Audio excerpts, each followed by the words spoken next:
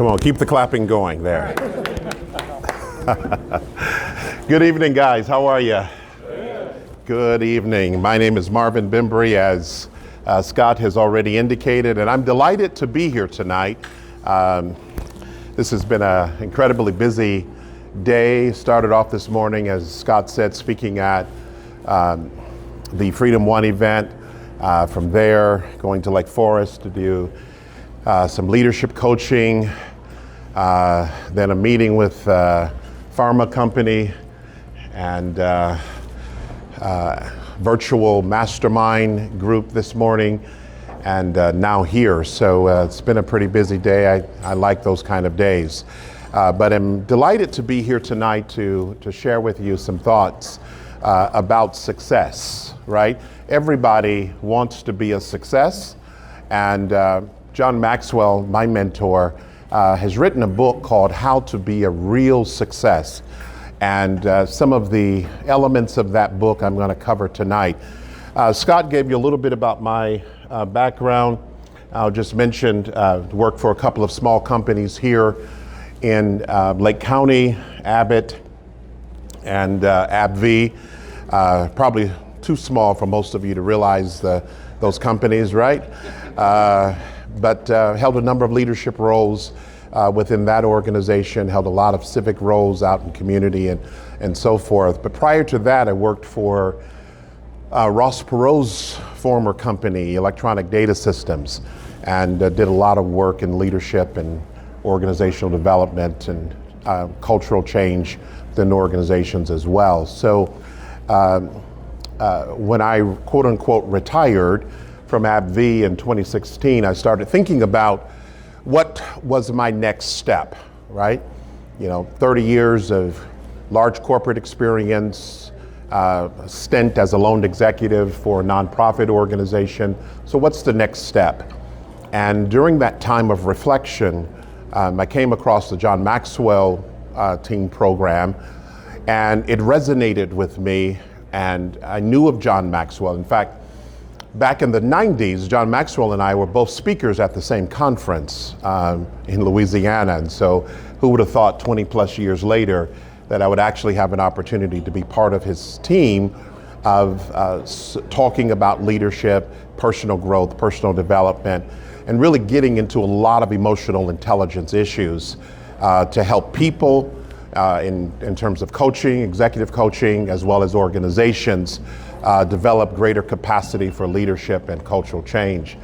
So I'm really, really excited about this point in my life where now it seems like that things have aligned. I'm clear about my purpose. I enjoy what I do, and I'm really looking forward to tonight's session. So tonight, I'll just mention just my background there. I just shared with you there. I am an international speaker. Spoken in Europe, Asia, Africa, and throughout North America, Caribbean, Canada.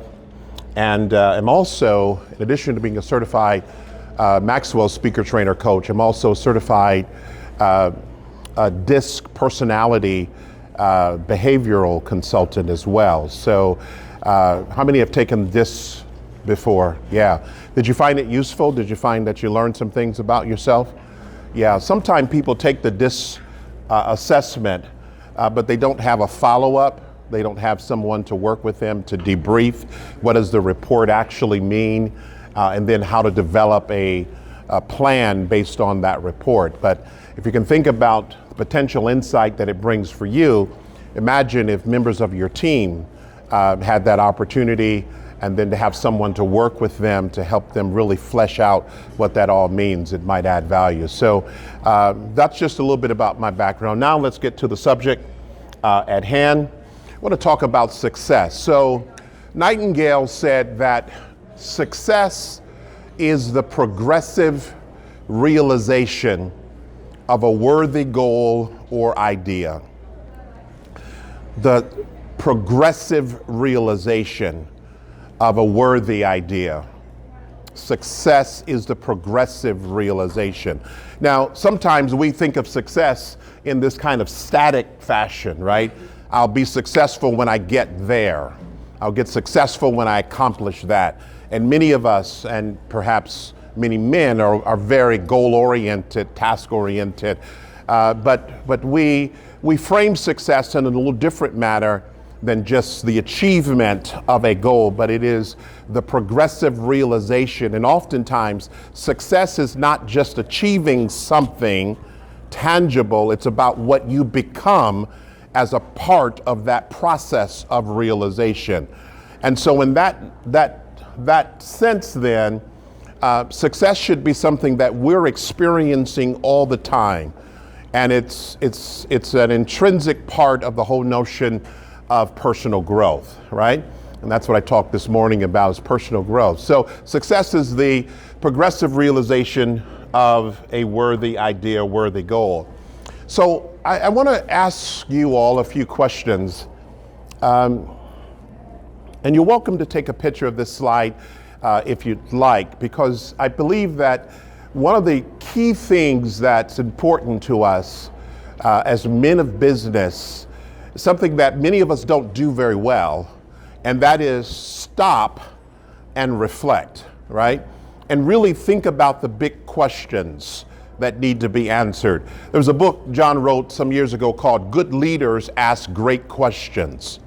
And I know in my own life, there's been times when I've been so focused on running, that the whole idea of spending time reflecting and thinking about what I'm thinking about and thinking about my actions and thinking about my progress kind of gets pushed to the back burner. You fall in the bed and you sleep and you don't have time to really reflect.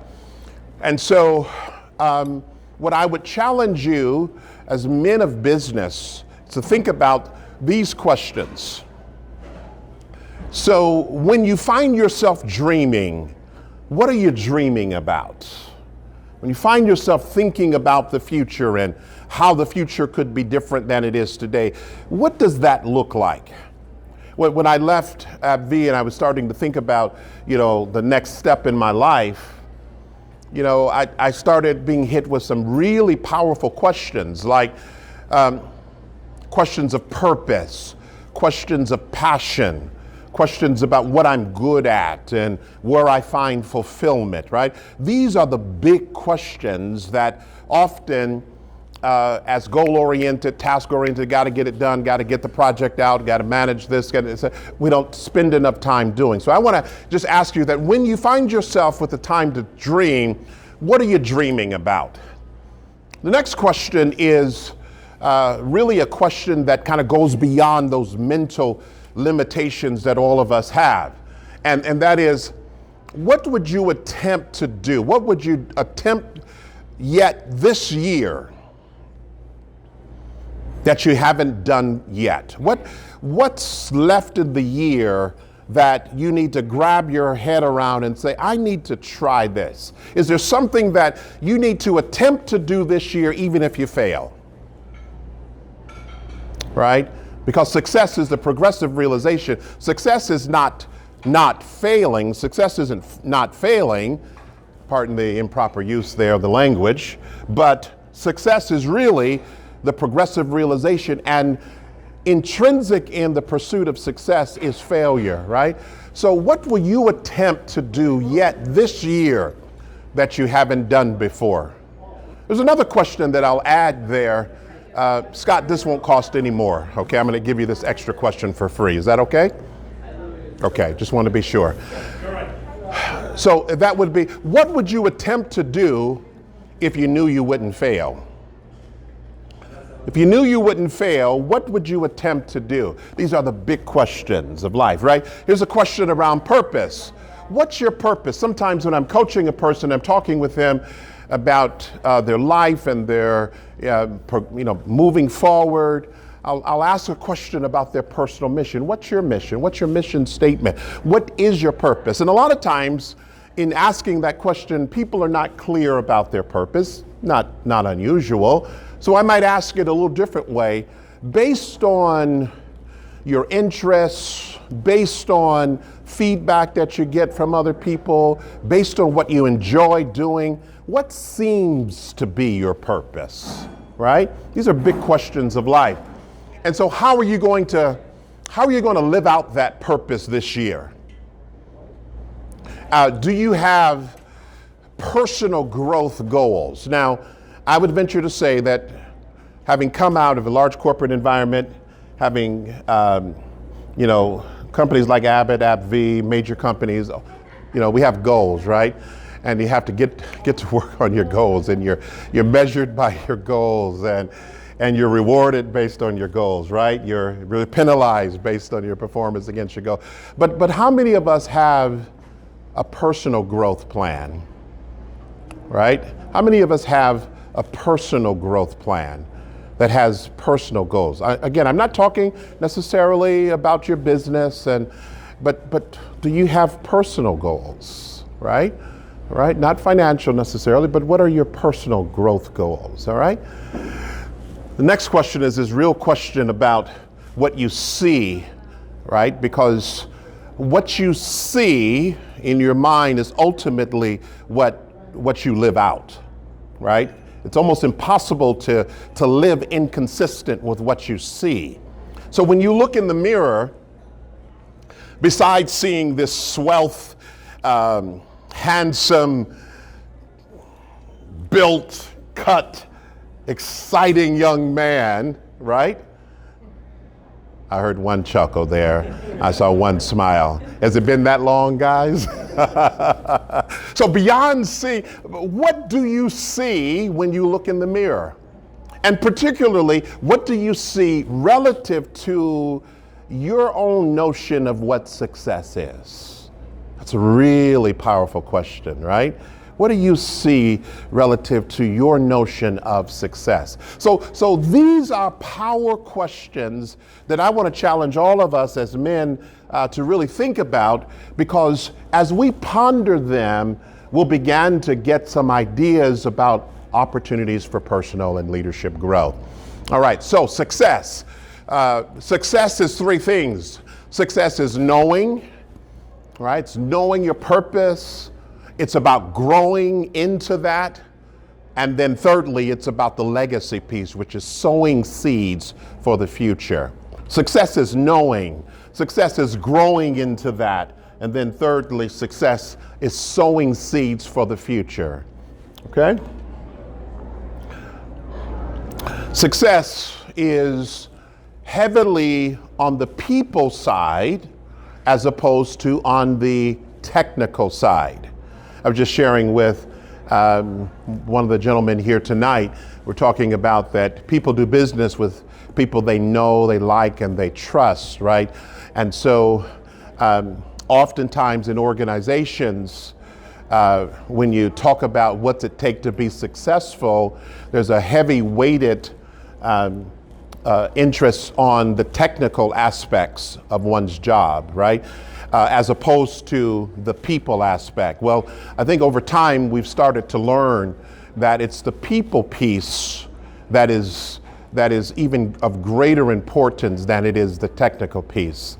The technical piece is very important, but if you were to weight, the ability to get along with people is actually crucial. Some rules for relationship. Ultimately, again, it's about people. All right, let's talk about then this real acronym. The first is relationship. So we just got finished talking about relationship. The second one is equipping. And this speaks to the notion of teamwork. How many of you work as part of a team today? Let me see your hands. If you work as part of a team. All right. Maxwell says that one is too small a number to achieve greatness.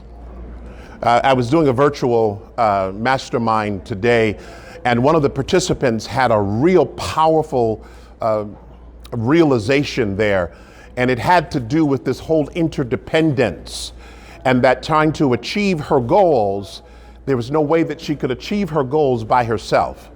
Right? She really needed other people, need people for accountability, need people for resources, etc. So whatever that worthy goal is, whatever that worthy pursuit is that you are endeavoring to go after, one is too small a number to achieve greatness. Let me ask you this question. How many of you have a powerful inner circle right now? A powerful inner circle. All right.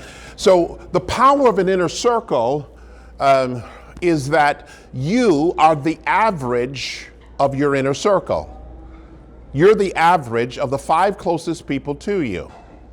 And so if we're not satisfied with the level of productivity or the level of attainment towards success, then it may be that our inner circle is not strong enough, or maybe we don't have an inner circle. So this says 1 is too small a number to achieve greatness. Often when I teach that law, the law of the inner circle, it's pretty normal that people don't have an inner circle. They don't spend a lot of time thinking about that, but there's something very interesting about that inner circle. As I mentioned, you're the average of the 5 closest people to you. Number 2, your inner circle will determine how far you go. Now, you're responsible, but your inner circle determines that. And so as we think about this as men of business and trying to make an impact and create change and impact people, leave a legacy, etc., we have to realize the importance of interdependence. 1 is too small a number to achieve greatness. And I need to be part of a team. I need to not only to lead teams or be a part of a team, but I need to have a team around me that is bigger, faster, stronger, better, so that I can lift up as well. The law of Mount Everest says that as the challenge escalates, then the need for teamwork elevates. So having come out of big business, it's around this time of year that we start getting ready for the next year, right? And every year, it was kind of interesting. Every year, the language is, next year is going to be a tough year. How many of you guys have heard that one before? Thank you. One person, 2 people, 3 people. 3 people, okay, 3 people, all right, good. And it sounds like, well, don't expect the environment to be that good. We might have to do more with less. We may have to make some cuts, but you had budget for this year. You may not have budget for next year. How many have heard those kind of statements, right? And so the challenges, and so every year when we would think about the following year, we'd be looking and doing a scan of our external environment, right? And our internal environment. And every year in the pharmaceutical world, healthcare world, challenges are increasing. And I'm sure if you're in finance or whatever the industry is, you're probably experiencing some of the same thing. So the need for teamwork elevates the more that your environment is problematic. So that's equipping. The next one is attitude. How many have met a person who was really technically solid, but whose attitude just really, stank? Yeah, right? They're technically solid, right? And they do their job well, but unfortunately you don't have the luxury of putting them in a corner and letting them stay in the corner, because today you have to interface with people, right? And so attitude then is crucial in this notion of becoming a real success. The last one that I'll spend some time on is leadership, R-E-A-L, leadership. And I'm going to go just a tad deeper into leadership. I promised Scott that we would have you out in time for breakfast in the morning. So just get ready for that, all right? They're going to have a buffet here, right, Scott? So yeah, so we'll have a men's breakfast, men's reception, men's breakfast, right? So let's just get ready, get to spend the night together, all right? So leadership, one of John's real powerful principles about leadership is that everything rises and falls on leadership. Everything rises and falls based on leadership. Did I say everything? You did. I wasn't clear. I wasn't sure. Everything, Scott? Yes. Everything rises and falls on leadership. And so there's no exception. So that means the financial institution, the healthcare company, the small business, family, everything rises and falls on leadership. And the law of the lid says that a person's ability determines their level of effectiveness.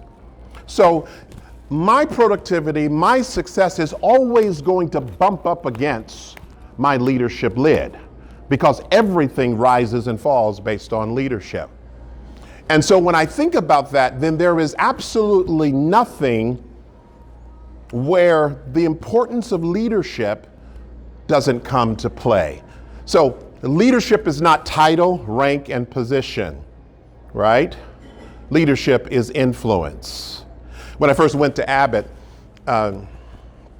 Abbott was a hierarchical company, and it was a company that, well, your title meant a lot, your rank meant a lot, perks associated with your rank, etc., right? And so when I went in at a nice leadership level, inherited a team, and was at a certain grade level where I had certain perks that were afforded to me because of that, okay? But interestingly though, in this philosophy, leadership is not rank and title and position. Leadership is influence, right? In our company, it was so much so focused around rank and position that that you had different color parking stickers, and the colored parking stickers referred to your rank. I'm sorry, they reflected your rank, right? And they also reflected where you could park, right? So very interesting, right? And I come from Detroit, so General Motors, those kind of major auto companies, very much similar, right? The auto industry, hierarchical in nature, right? But as we've grown, we began to understand that leadership is not title, rank, and position. Leadership is influence. And my leadership lid will determine my effectiveness. Let me try this one on for you. How many of you are in an organization where you're holding a leadership role? Let me see your hands, okay? So your leadership lid is the determining factor of the effectiveness of your team. So my lid affects my team, right? Does that make sense? So because it's hard to rise above the lid of the leader. What this means then is that every one of us have to be in pursuit of growth, right? We have to be in pursuit of becoming a stronger, better person and a more effective leader, because our lid will determine our and our team's effectiveness. The law of process says that you don't develop this in a day. I was going to Chicago to talk to a group of people about leadership. And I got in the room, and before the session, a guy asked me, he says, so you're here to make us leaders, right? And I said, wow, I don't think I can do that, right? I don't think that in one session that I can make you a leader. If I had the juice to do that, I would feed you the juice to do it, but it doesn't work like that, right? Leaders develop daily, but not in a day. And so the question here is, how are you developing daily such that your lid is constantly increasing? So what do leaders do? Take a look at this particular circle, this particular process. What do leaders do? Leaders encourage, leaders challenge, leaders inspire, leaders enable, and leaders model. Yeah, leaders challenge, leaders inspire, they enable, they model, and they encourage. That's what leaders do. How to be a real success as a leader, that's what leaders do. How many have worked in an organization and they had a different model than this one? A different model in practice? Yeah. A couple of folks, right? Leaders are disengaged, they're aloof, they're in the ivory tower, you have to kiss the ring, all of those kind of. Anyone worked in an organization like that? All right. Okay, so only one person, so that's good. That means everybody else can write the book about it, right? Sorry, you got to Google it, guy. All right, let's go on. So when I talk about leadership, I often talk about these 5 themes. Leadership is influence. It's not title, rank, and position. It's influence. Everything rises and falls on leadership. The highest form of leadership is self-leadership. And the greatest purpose of leadership is to add value to others. How many of you guys would love to work for a leader who felt like their greatest purpose as a leader was to add value to you on their team or the mission of that particular? How many would love to work for an organization like that? Yeah, you would love to work for a leader like that, right? Because it's leaders who set the tone, right? How many have ever worked for a leader and the leader was all about themselves? 1 person, 2 people, okay, 5 people. This is a pretty good group here. I should really stop and let you guys teach because everyone has worked for great leaders, right? So the greatest purpose of leadership is to add value to others. Wow. So one of the things that I have on my calendar every day, and I might encourage you to think about something similar, or maybe you have a better idea, is at the end of every day on my calendar, I have a little question, and it is, who can I add value to tomorrow? Because when you think about the purpose of leadership, it's about adding value to other people. And then ultimately, number 5 is related. The heart of leadership is service. So the hierarchical cold model of yesteryear has been replaced, really, right, for effective leaders. And it's about how I serve, how I add value. And the traditional pyramid model now inverts, right? So in the pyramid model, the higher you are hierarchically in the organization, you're up toward the top of the pyramid where the air is rare, right?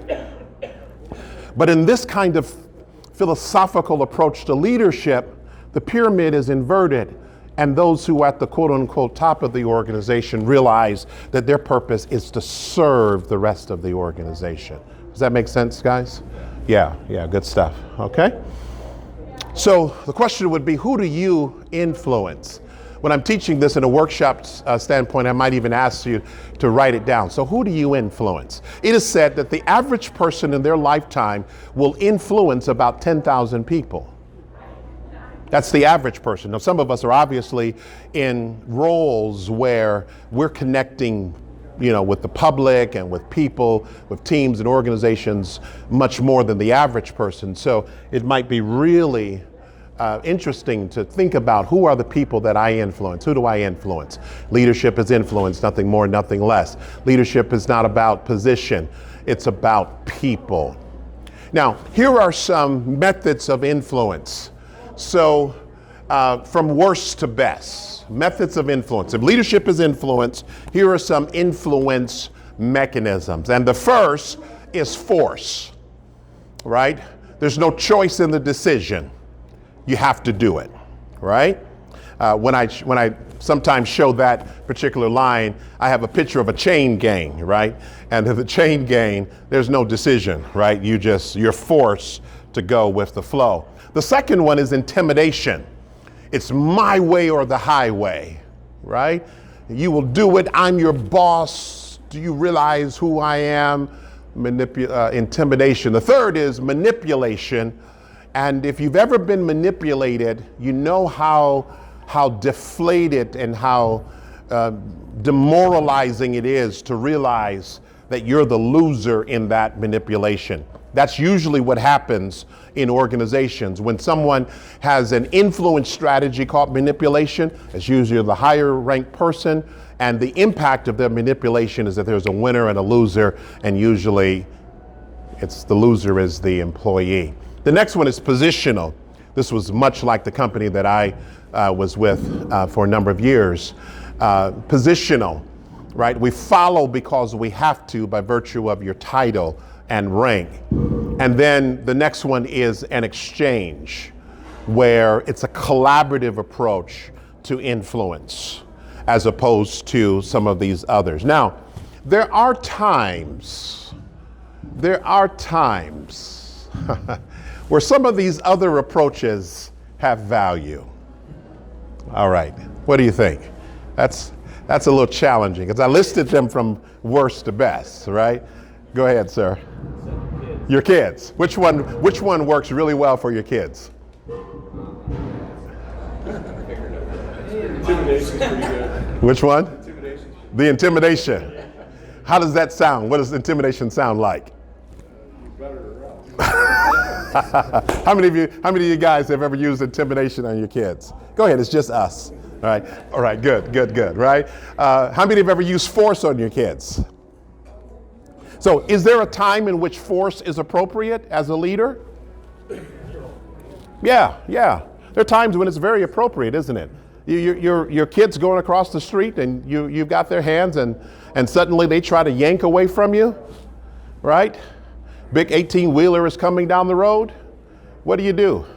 Pull it out of the socket if necessary, take them to the hospital later, right? But you're going to force them not to get hit by the car, right? So, but ultimately in most business kind of situations, the more that we can be in a collaborative teamwork environment, the better off it is, okay? Leadership is about people, intimidation, my way or the highway. Intimidation leads to disengagement. How many have ever worked in an environment where someone was kind of using their personal force or their titular force, titled force, to influence an organization, and then found that people acquiesced to it, but then they began to disengage? Anyone? Yeah. So you get your point across, but then the impact of your point getting across is people start checking out, start looking for jobs on LinkedIn. Yep. All right. So the next question is, why do you want to influence, right? And this has its basis in kind of character-based and values-based leadership. Why do you want to influence? And so in this question, we think about trust, right? We think about the ability to make an impact, but that requires some level of trust. And so if there is no trust in an organization, then influence just becomes coercive and manipulative. Once again, let me ask you, how many have worked in an environment where you didn't trust your leadership? Yeah, that's a really tough situation. And what happens is you start second guessing everything that person does, don't you? Yeah, a few years ago, I was in an environment where I didn't trust a leader, and I was going through a really incredible personal time. My son had cancer and just really going through a lot dealing with that. And I didn't trust that my leader had my back. And so during that very personally trying time, I was really kind of stressing myself out because I didn't trust the environment, right? How much better it would have been if I could trust that my leader had my back, right?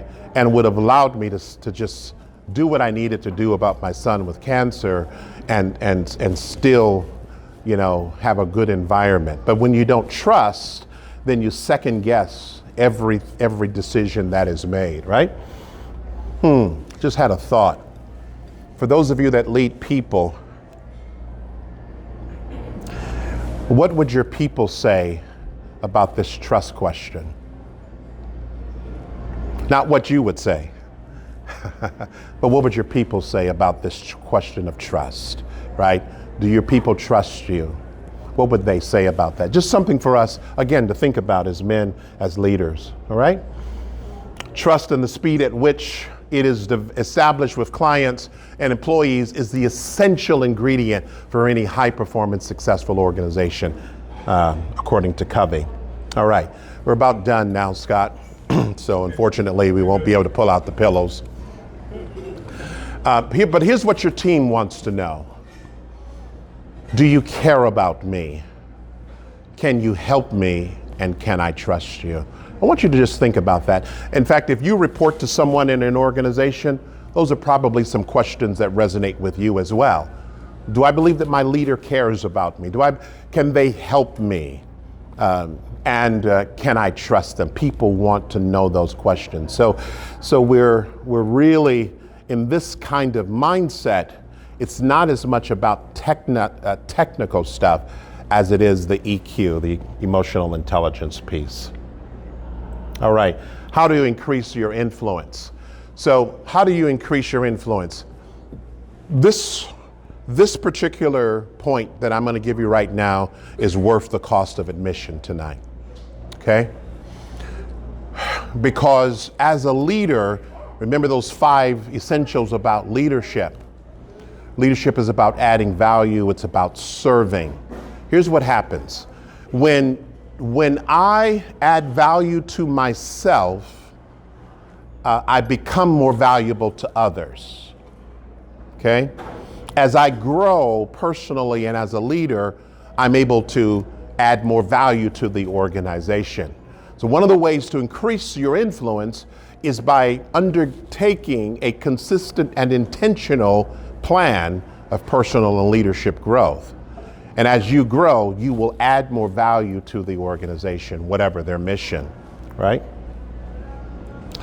Well, men and lady, I want to thank you for the opportunity to talk with you tonight and to share with you some thoughts and give you some additional things to think about perhaps on your way home and as you move into the weekend, thinking about how you can become a better leader, a better person, and ultimately by applying these concepts, relationships, equipping, attitude, and leadership, you are well on your way to becoming a real success. So thank you very much. Any questions? Comments? Yes, sir. Yeah, you read, I read every day part of a chapter of Think and Grow Rich by Napoleon Hill. Ah. Are you a proponent of that? I am absolutely. The question is, am I a proponent of the book Think and Grow Rich by Napoleon Hill? Absolutely. It is said that that book is responsible for creating more millionaires than any other book. And he really hits on some very powerful principles and natural law about how to think. Because it really is the level of thinking that is the differentiator in terms of results. In fact, one more thing about that is this. We are perfect right now. The results that we produce right now, our lives right now, are perfect for our current level of thinking. And so if I want my results, my life to be different, I have to change my thinking. That's a really powerful point. Thanks for raising it. Yes, sir.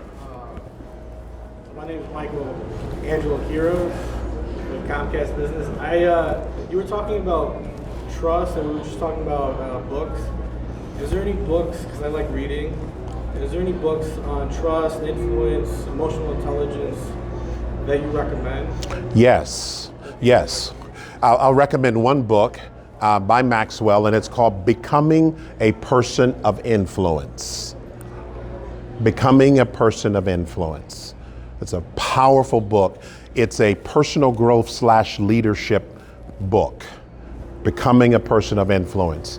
And it deals with the character and character-based kind of leadership, of which trust is one of those key components. Thank you. Great question. Someone else? Comments? Questions?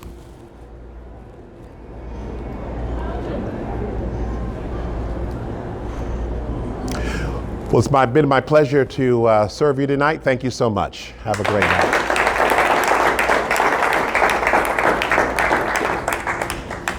Thank you, sir.